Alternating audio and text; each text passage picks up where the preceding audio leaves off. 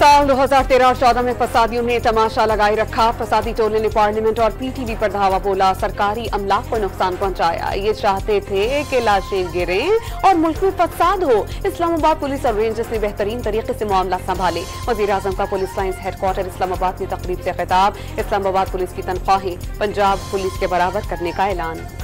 इस्लामाबाद में गुज़श्ता 5 माह में जराइम की शरह 38% तक कम हुई। कैपिटल पुलिस में तरक्कियों का अमल शुरू हो गया। वज़ीर दाखिला मोहसिन नकवी का तकरीब से खिताब। दुक्की में मजदूरों और कानकनों पर हमले के खिलाफ कोयटा प्रेस क्लब पर एहतजाज। मुजाहिरीन का जाम हक कानकनों के अहले खाना को मुआवजा और जख्मियों को बेहतरीन सहूलियात के साथ मुआवजा देने का मुतालबा।